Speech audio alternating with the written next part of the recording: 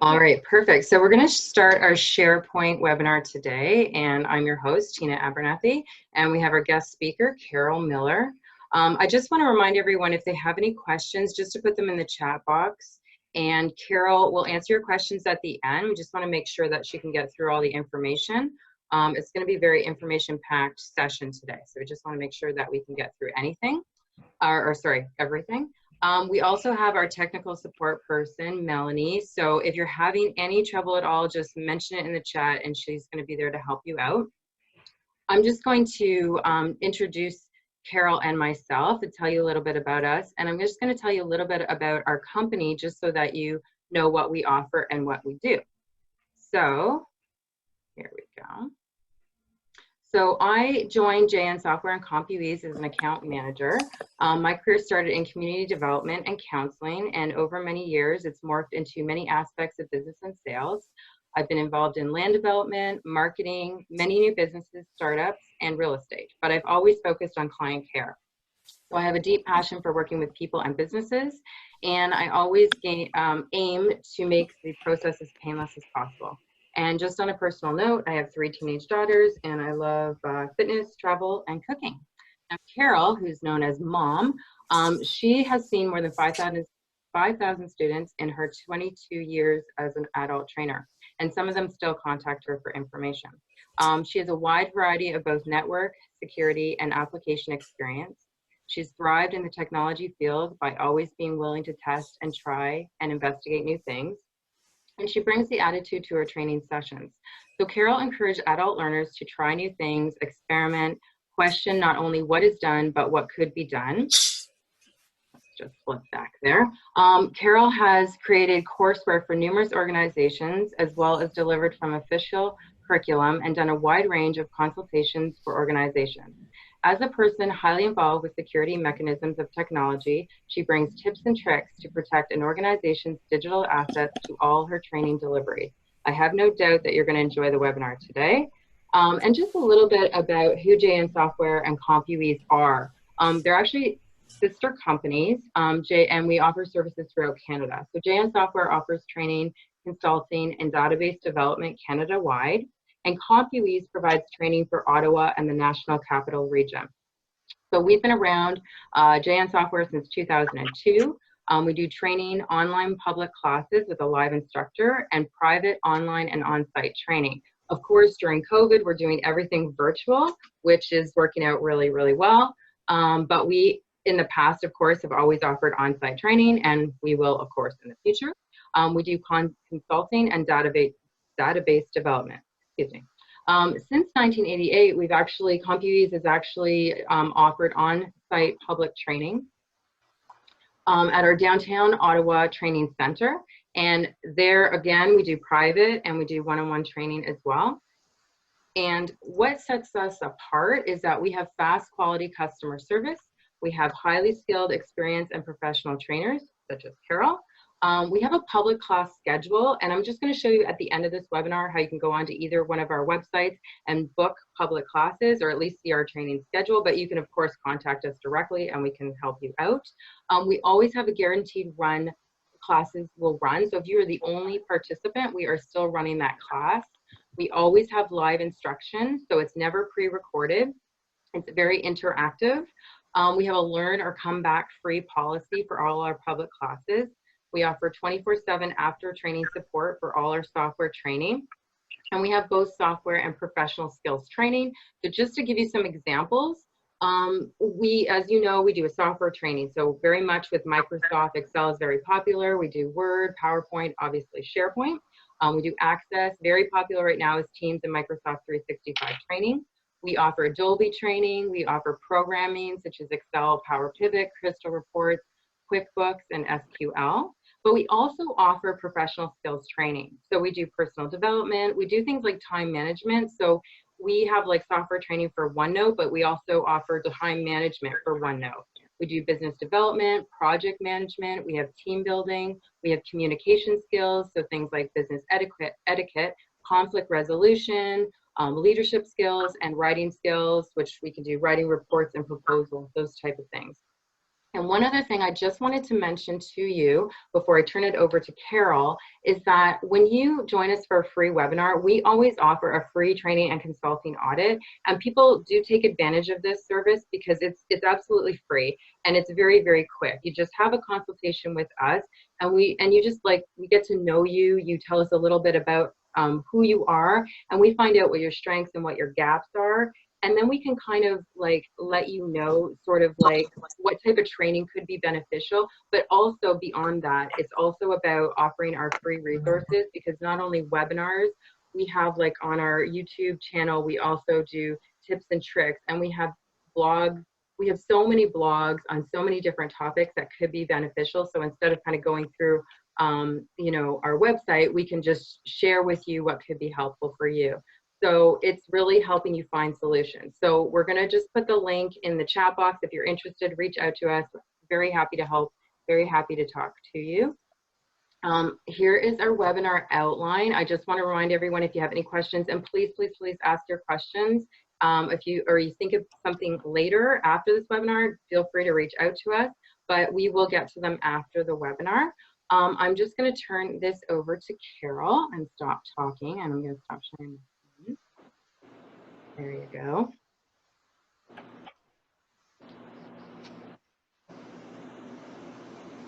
All right, well, I'm going to jump in here. I'm just going to share my presentation out for everyone.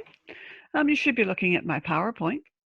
This is not death by PowerPoint, so be aware of that. I actually have a live SharePoint environment up and running, and I'll be jumping in back and forth and back and forth. So the goal today is to give you some insight into SharePoint and how we can organize things better and present that information to our users.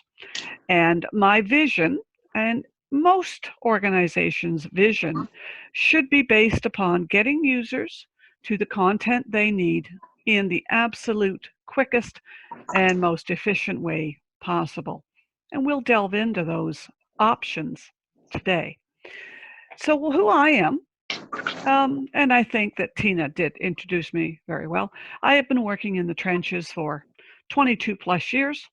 This is actually my third career. I won't talk about my other careers. They were a long time ago.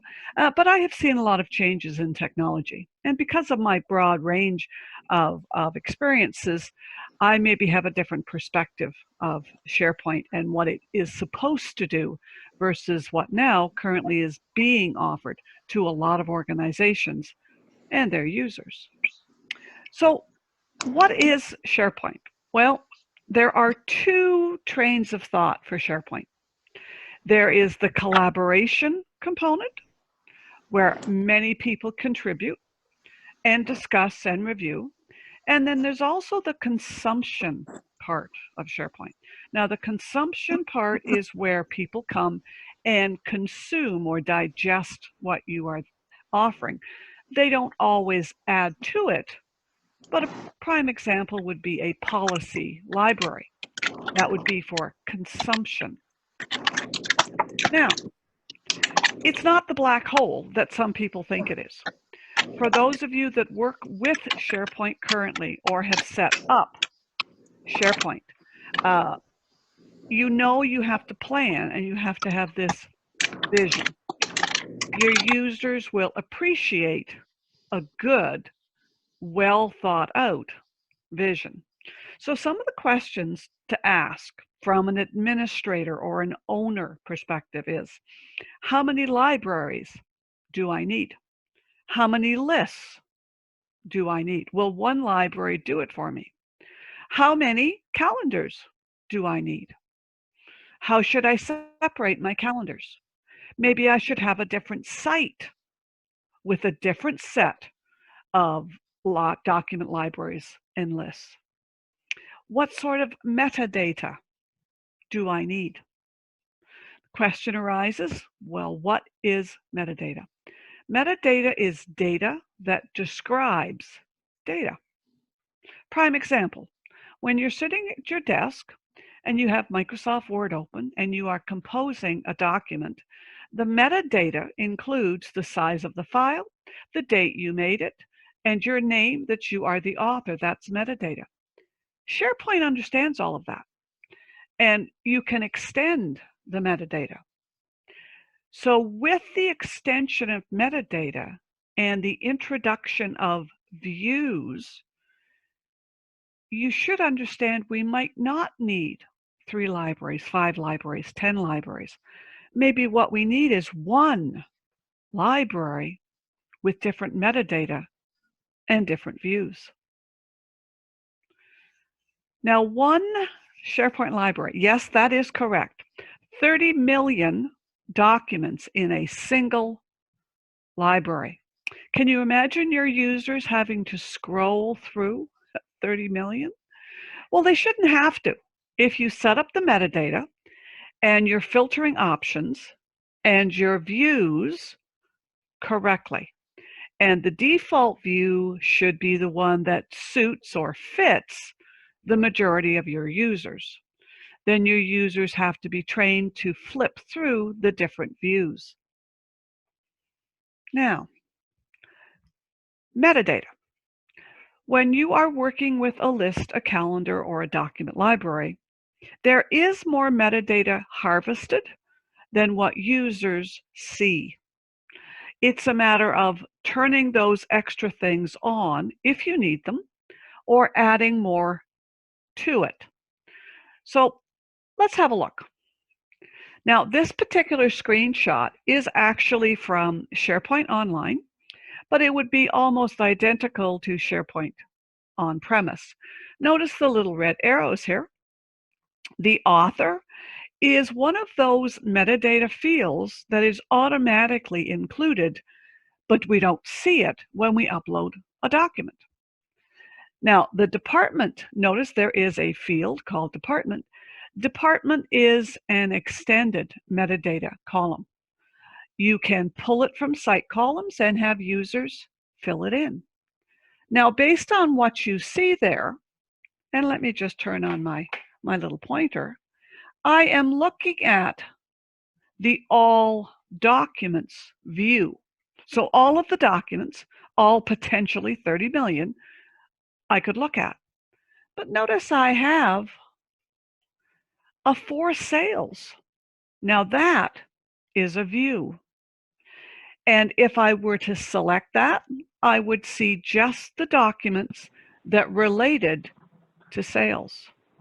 If there were more views, I would access those additional views through the ellipse. Now I'm going to pull over a virtual environment. Right. Now this is my online environment, but if I go to documents here, there's the department field, there's the author field. Now I have also turned on this title field. Now let's see how this works. The metadata field department has a drop down, and I can sort it, and I can filter it. I want to filter it by IT. And there it is. Now, again, this is SharePoint Online. If I were dealing with SharePoint on-premise, and whether it was SharePoint 2010, 13, 16, or 19, you could do very, very similar things. And of course, I can see that the funnel indicates that I have filtered by the IT department. And I just clear with a little check, and everything is back. Let me pull that back over. Now, we have the ability to create these views. Now, within SharePoint, there is a single limitation, which is called 50. 50 happens a lot within SharePoint, and 5,000, those numbers are quite frequent in here. But you can construct 50 different views of a list, a library, a calendar within SharePoint. And if you construct them well, users never need to click any more than 3 times. Now, that's the goal. A user arriving at your site needs to get to what he or she wants with no more than 3 clicks. So when you create a view, you have 50 public views. There is always a default, but you can change the default. Individual users can also make a personal view. So in essence, there are more than 50. So I'm going to pull that site back in here. And I'm going to return to classic SharePoint on the lower left here. Right.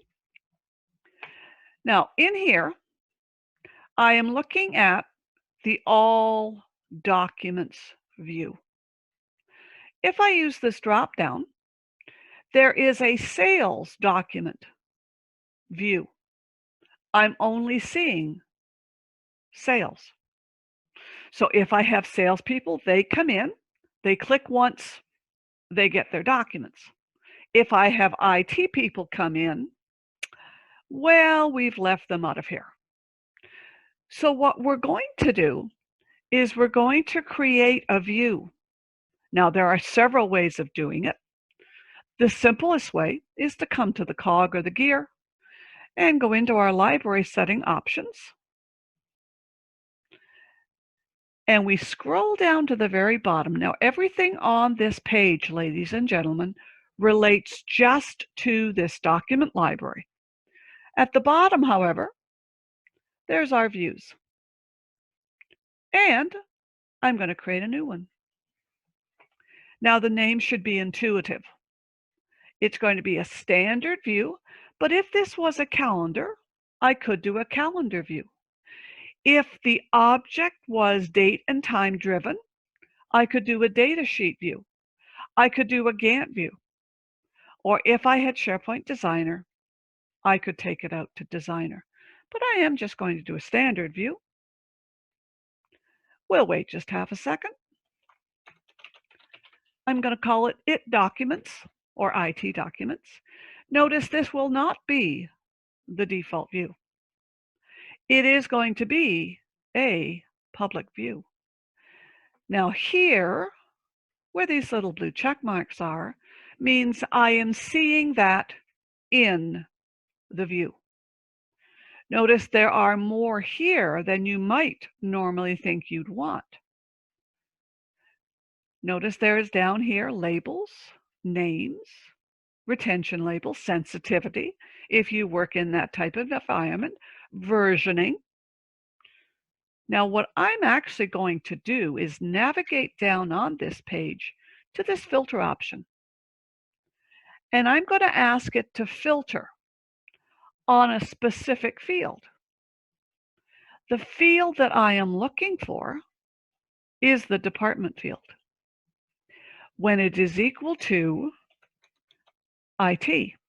Now I could do a second level filter. It's an and or an or qualifier. I'm not going to do it. I'm just going to do a basic single item filter. And I'm going to scroll to the very bottom and I'm going to say OK. So I now have, and I'm actually in the view, IT Documents. There's my IT Documents view. My Sales Documents view. Now I see that we have different authors. Well, why don't we do a view that groups by authors? Well, we can do that. I'm going to return back to my classic SharePoint here. And notice this view is more like the on-premise. I do want to show you the different offerings of SharePoint.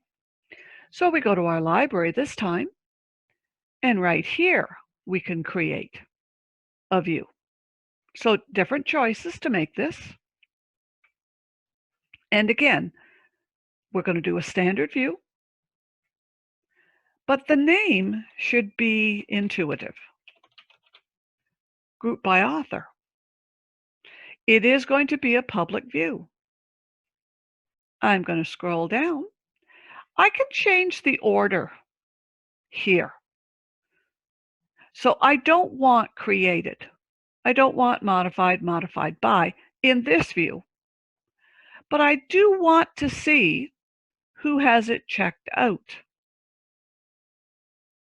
And I scroll down. At this time, I'm not going to sort. I'm not going to filter. What I'm going to do is group. Now, what field are we going to group on? Well, the name said group by author, so let's select group by author. I could do a sub grouping, and we're going to go all the way down and say okay. So isn't that a nice and neat and tidy little presentation? So if your name happened to be Sally and you wanted to see your documents, here's her documents. Or if your name was Brenda, there's 2 Brendas. There's your documents. So I can navigate here by using the views. 50 views, remember, ladies and gentlemen. But you can take a huge list and compress them with these grouped views or these customized filtered views. And the people that are responsible for this, just a few clicks and it's done. Now, within SharePoint, there are functions, hundreds of functions. There are also the capabilities of doing basic math, basic arithmetic. We're going to go into a list. And a list, there are several within SharePoint. There's a task list, there's a contacts list, there's an announcements list, or we can actually do a custom list. Now, a custom list can be built based upon columns that already exist, or we can actually calculate or use a function to do calculations and manipulate data. So I have a field up here, pardon me, a list called new employees. Right? And I can see we've got people that work in this organization. Now within here, we have the date that they were hired, right here. But what I want to do is I want to extract the year that they were hired. All right, well, you can see I've already got the year. So let's go get the month that they were hired. Now I'm working towards something. So we are going to create a column. So across the ribbon, we're going to go to List and create a column. What are we going to call this? Month of hire. It is going to be a calculated column. It is going to be based on the hire date, but I'm actually going to use one of those built-in functions. Now, some of the functions that are commonly used is text. There is also one called left, which extracts so many characters from the left-hand side. There is one called right, which extracts characters from the right-hand side. There is one called trim that will get rid of blank spaces. We have upper, we have lower. We have one called concatenate, which is join multiple fields together. But this one is going to take text or convert text from the hire date. Then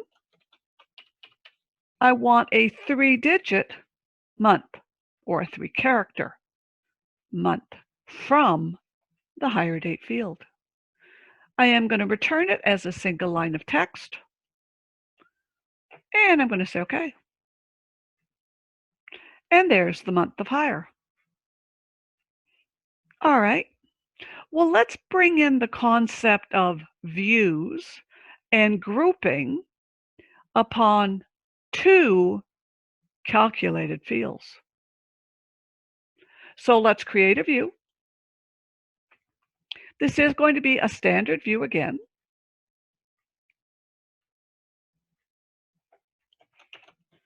We're going to call it something intuitive by year and by month. It's a public view. We're going to leave all of the existing columns that display with their current positions. But we're going to navigate down until we can see the grouping options. So the first group is going to be by year of hire. Let's find that column. And then the second grouping is going to be by month of hire.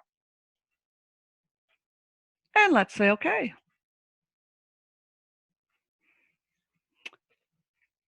So originally, this particular list had 11 items. It could have had 1,100 items. But because we made this nesting and we used a function to extract metadata, we can very easily get to exactly what we need to get to. So from a mass, now it's become orderly.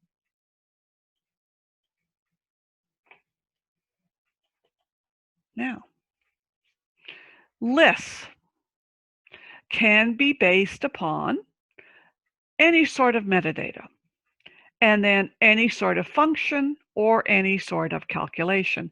But we do have something very, very unique, and it's called a lookup. If any of you have ever used a database, you know there's things called normalization, which means do not have duplicate data if you can avoid it. Well, in SharePoint, we can do a lookup to a location that already exists. So we don't have to enter information more than once. And that's the goal in SharePoint. So we are going to do, firstly, a calculated list back in our new employees. And then we're going to look at a lookup field that already exists. So let me bring back again. We'll go back to our All Items view. And we can see the current columns. But I want to be aware of when these people pass probation. Probation in this organization happens 60 days after they're hired. That makes sense? So let's go to our list ribbon, and we're going to create a column. This is going to be, again, another calculated column based on metadata that already exists. And what are we going to call this one? We're going to call it their probation end date. It's going to be calculated. And it's going to be based on hire date plus 60 days. Now, I don't type in days, I just type in 60. Ladies and gentlemen, SharePoint follows PEDMAS, or order of operations. Whatever is in parentheses is done first. Exponentials, division, multiplication, addition, and subtraction. Now, how do you want the result of this formula displayed? We're going to do a date and time. And we're going to say OK. And there's our probation end date. So you could then do another view that sorted and potentially grouped on the probation end date. Human resource people come in here and say, oh, they're past probation. Let's sign them up for their benefits. Now you will notice this blue hyperlink here. That's interesting, isn't it? What kind of column is that? That is actually a lookup. We have within our SharePoint, off to the side, a managers list already. So we have Bill and Mary and these are all managers, and there's the department that they're managers in. So all of this information is in one list, but when I add a new employee, I look up to that existing list. So let's add a new item. Now, this is going to be Mr. William Smart. And who does he report to? These are the people that are in the manager's list. And he was hired 1st of this year. And there we go. And let's find, there's Bill Smart right there. And there is his manager. When I click on the hyperlink, I actually see the manager's information, including the phone number. I do not have to do 2 entries all of the time. Now, there is a limitation to how many lookups you can have. In one list, you can look up to 12 additional lists.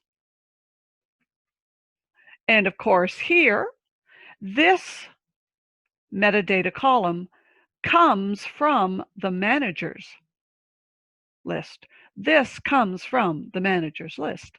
This comes from the manager's list. And again, I can sort and filter. Now notice here, I have created a sales new hires. I'm the sales manager and I want to see who was hired. And there's the new hires. But IT is missing, and the IT manager has requested he or she does not care about everybody else. He or she only wants to see IT. All right. Again, let's create a view for that. Create a view, a standard view.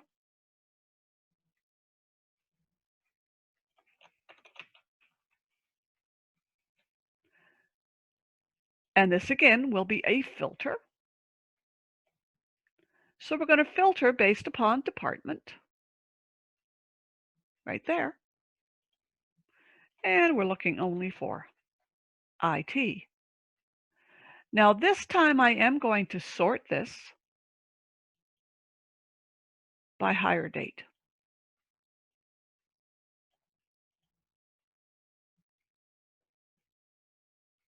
And we can see that it is sorted correctly. And there is our views. Now, one of the really nice things within SharePoint is calendars. Calendars are not difficult to learn because they do look just like the calendar within Outlook. But actually in SharePoint, they're easier because, again, you can add metadata and you can add lookups. So we're going to go and have a little lookup at a calendar. I happen to have a calendar called General Meetings here. And it does definitely look like a calendar, doesn't it? Now, across the top, my calendar ribbon, I am looking at the month view, but there's a week view. There's a day view. But there's more views.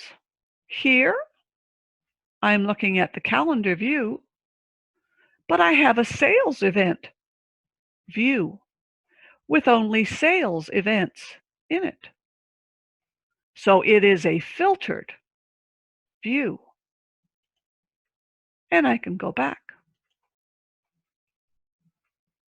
Well, we better do one for IT because IT wants to look at just their events. So we go to the calendar, and here under Manage Views, we create a view. It's a standard view or a calendar view. Now, this one is going to be time and date driven. So anything that is a derivative of time and date, I could use as a good view. Or I could actually base it off one that already exists. Well, I want it to look the same as sales events. So I'm going to click Sales Events. It's a little slow. What are we going to call it? IT Events. It is a public view. Now, the time intervals, because this is calendar, the calendar columns.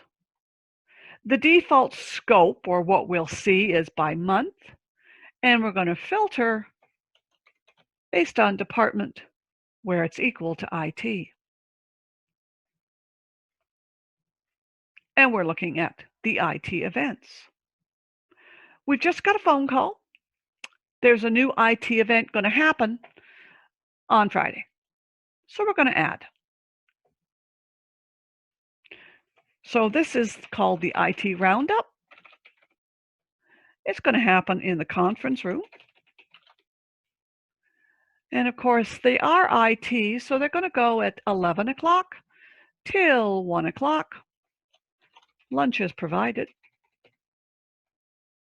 Now, there's nothing earth-shattering here except department. We have added the department column to the calendar. And there's our two choices. So if we limit what people can type in, we reduce the likelihood of errors. Now, department was set up with just two choices. Now this one, associated documents. That is a lookup field, just like we did with managers, but this one is a lookup field to the documents library that exist in this site. And we'll just pick one and we'll save it. So anybody coming to this meeting can see that there is an associated document, and we can open the document up. It is a PDF, so it's going to open in a new window. So I never have to download it and open it. I can get access to the document via my meeting. And I have customized it with my different views right here. I am going to go back to the default. So that shouldn't be difficult. It shouldn't be difficult. Now let me just close some of these windows.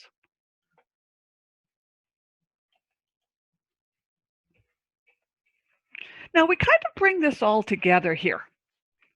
There may be components that I've showed you so far, and you're going to go, yes, I understand that. I've done that. I understand that. But remember when I said the 3-click rule, right? Ask yourself if you currently are a site owner / administrator, or even a SharePoint administrator. Can my users get to what they need to get to with 3 clicks? Well, I'm going to bring my site back. And I'm going to make the assumption here that I work in sales. So I land at the SharePoint homepage, and I see that sales has a page. Well, I go to my sales page, and I wait for just half a second. And here are the sales documents, the new employees that work in sales, and the sales meetings from that calendar. How many clicks was that? I think that was 1. So if I want to see the glossary or the quick reference, or if I want to see a movie, they're right on this page. Yes, but what if I want to upload, or what if I want to actually add a calendar event? Well, I could go to sales meetings. So that's 2 clicks. And I can add a new meeting. That's my 3 clicks. All right. Well, that worked. But where's IT? IT does not have a page. Well, let's make them a page. Now, I'm going to go to my site contents here. And notice I have this drop down for a page, but I'm actually wanting a custom page. So I'm going to scroll down to Site Pages here. And I do New, and I'm going to do a new web part page. Now, a page has to have a name. I'm calling it the It page. And I have my choices for what I want this to look like. Notice as I select, I'm going to do this one. Where will I save the page? Because the page is an object.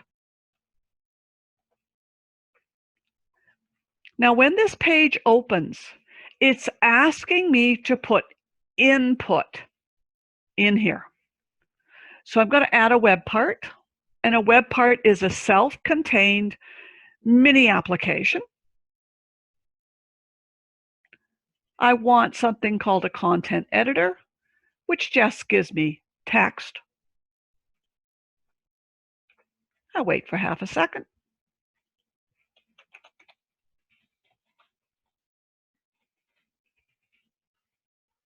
And I can customize that. Let's make IT, green. They're the curious type. And we'll make it bold. Now what we want is we want to add the new hires.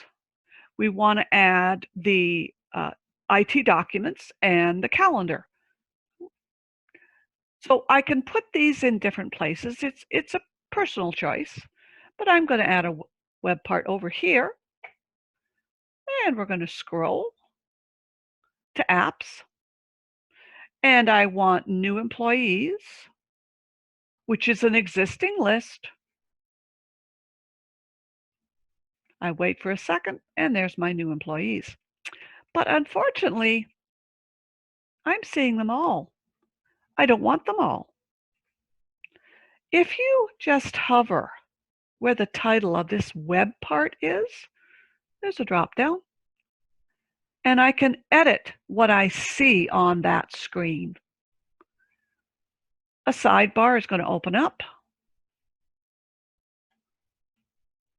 And I want the IT new hires.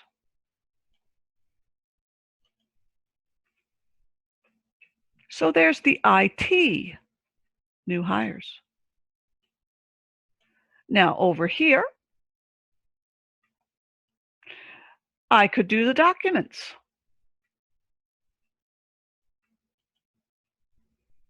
But when I do that, again, I see all of the documents. So I use the tiny drop down. I edit the web part.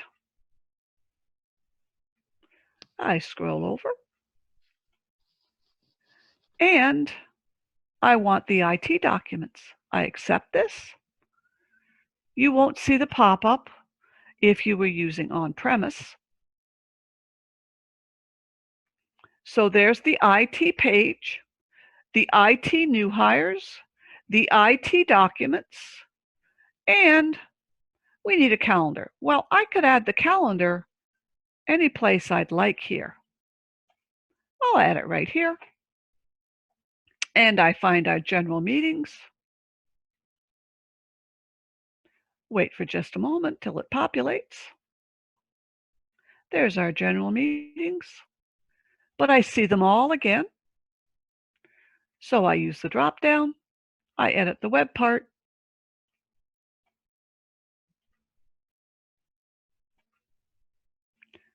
And I picked only the IT events.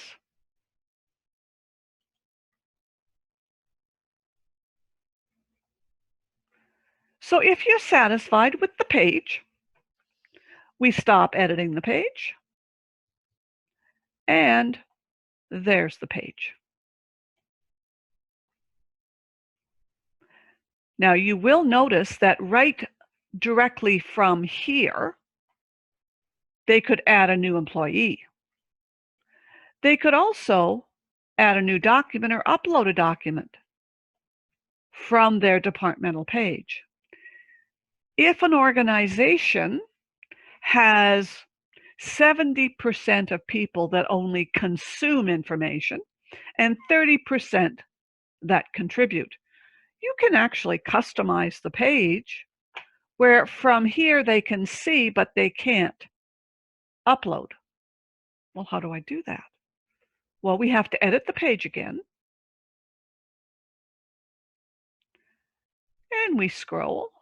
We hover beside the new employees to get the drop down at the very end, which allows us to edit the web part.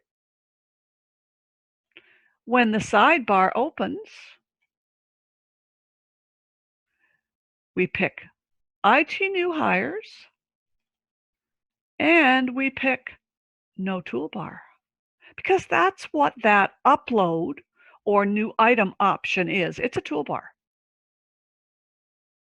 And we say okay. And then we can see the list, but we can't add from here. Now let's repeat that for the calendar, or the document, sorry. Let's use the drop down, edit the web part.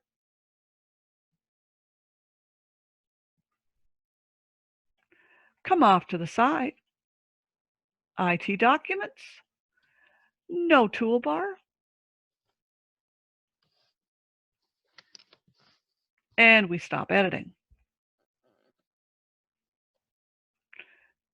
So for the people in IT that just consume, they come to this page, they can see the meetings, they can see the employees, they can see the documents. But what if the manager comes and says, oh, well, I have to add a new employee? That's a hyperlink that will take them to the full list that they can add a new item. Now remember the 3-click rule?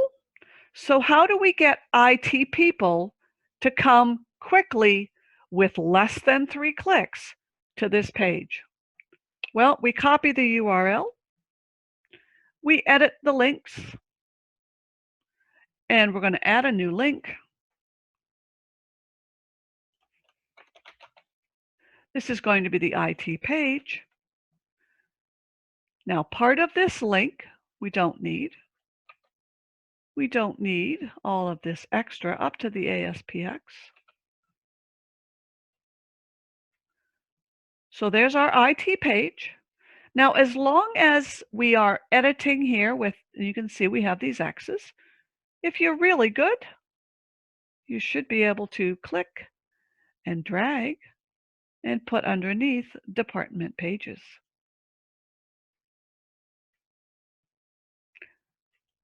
So let's see if the 3-click rule actually works. Here's the IT manager. He wants to add a new hire. 1 click, IT page. 1 click, new employees. 1 click, new items. There's your 3 clicks, and you're there. And any user coming in here can get to the data they need to get to by using the views very, very quickly.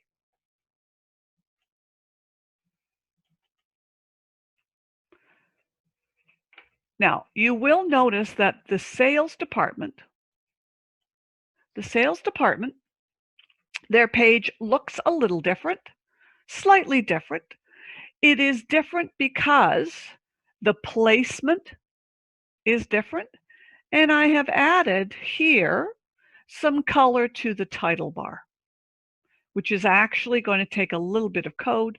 So it's a little bit beyond what we have time for today, but it's not difficult, but you do need a little bit of coding for that to happen. So you can customize the views, you can add your own metadata, you can create your own pages. Now, with a page, you can set permissions so that if you are IT staff, you get to see the page.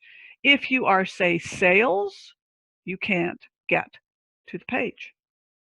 Everyone can get to the general documents library. Everyone can see the general new hires list, but to the individual pages, you would set permissions. Now, permissions, so I'm in the sales department. Here you would think, okay, couple of clicks. To set permissions, again, a couple of clicks. Go to the page, go to permissions, and you can add your permissions to the page to one of these groups, or you can check someone's permissions.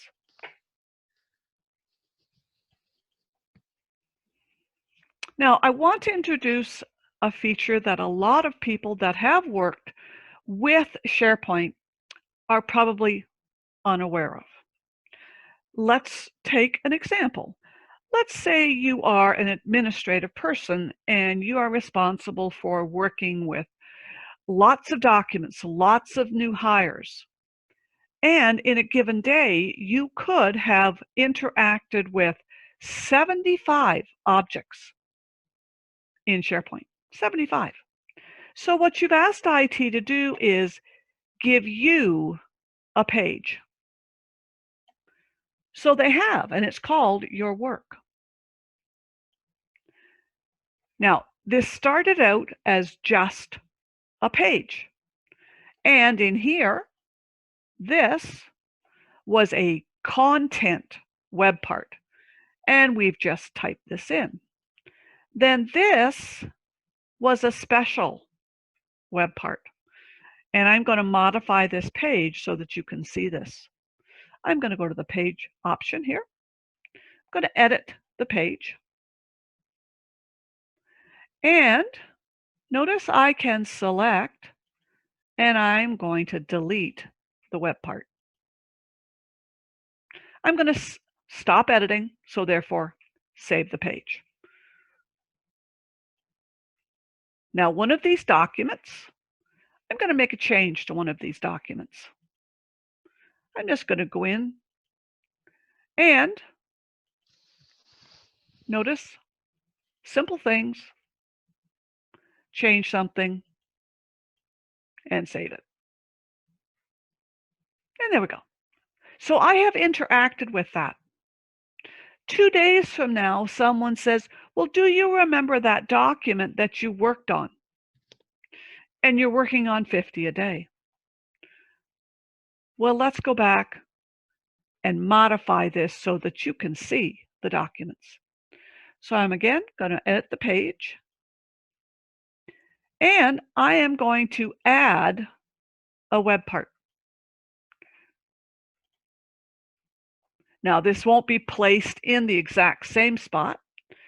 This is called a content roll-up type web part. A content roll-up. And it's called relevant documents. Now, take note. What is displayed in this page is different based upon who's looking at the page. So if William Smart logged on and went to this page, he would see the documents that he has interacted with. I'm going to add that. Oh, and look at right there. There's the document that I just interacted with. Now, this particular web part can be streamlined so that you can only see the last 25 or 50 or 500 documents. And you can streamline it so that it sorts it newest to oldest, oldest to newest. So everybody coming in can look directly at their own work or their own department's information.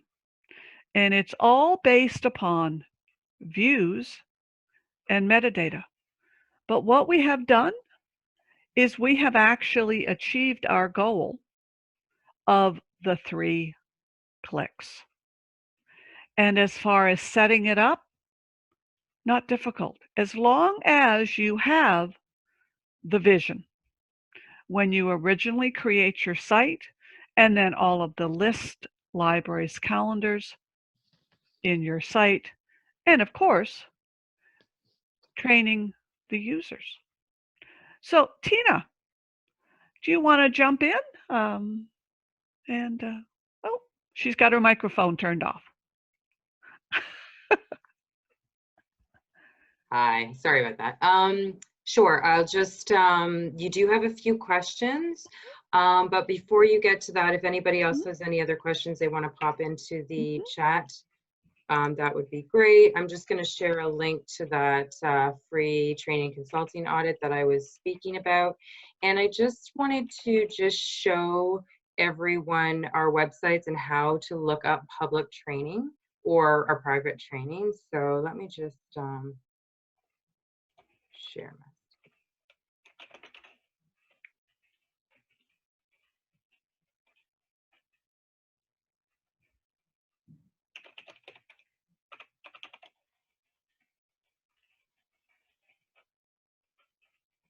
Are you able to see my screen? I feel like it's not sharing. I'm just looking at the chat.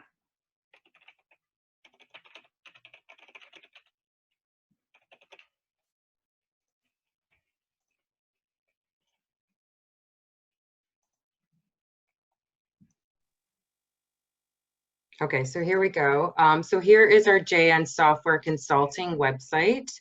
If you just scroll down to our courses, and let's just say, yeah, let's go to SharePoint, which is what I'm on right now.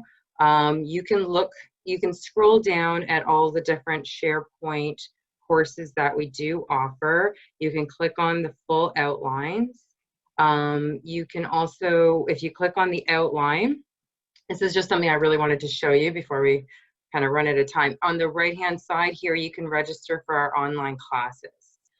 So if these dates don't work for you, again, just keep in mind that we do private training as well, and that can actually work really well if you have several team members that need training as well, because you know, we can customize your class, we can pick the dates that work the best for you. Let's just pop over to and look at SharePoint on our COMPUEASE site. Again, this is for Ottawa and Quebec area. Again, if you go down to the course list here, you can look at all the courses that we offer. Let's go down to SharePoint. One other thing to mention is with JN Software, we can do the consulting on the SharePoint side as well. So if there's something not covered in there, if there's some challenges that you're having, we can do we can consult as well. So if, again, scroll down, you can look at our list here and dates of when we're holding these courses. You can click on to see the outlines.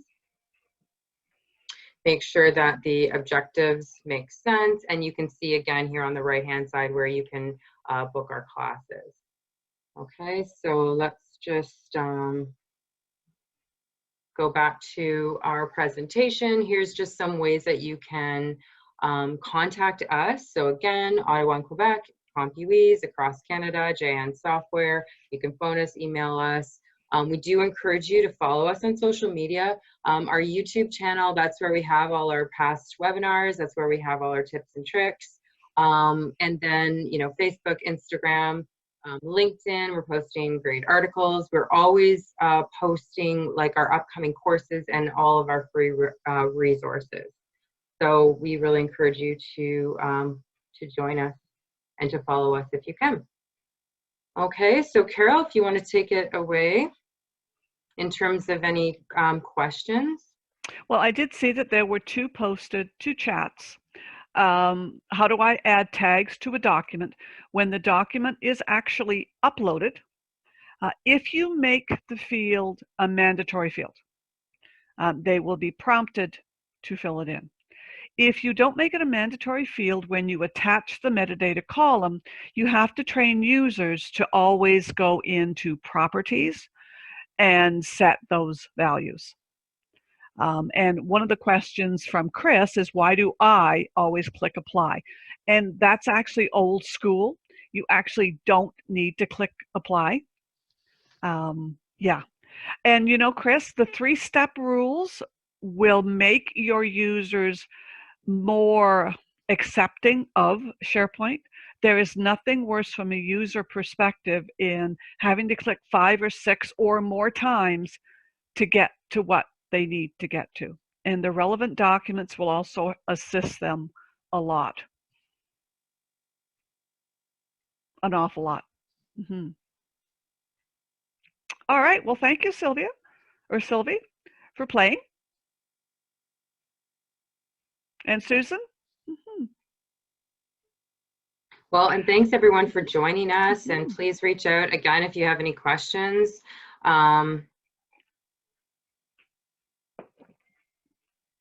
Happy to help. Mm-hmm. Well, Chris, the SharePoint was online, so your teams will work really well back and forth with SharePoint. Yeah.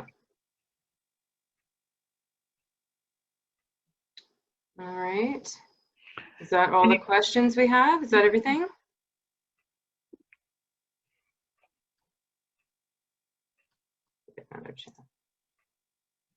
No one has any other questions?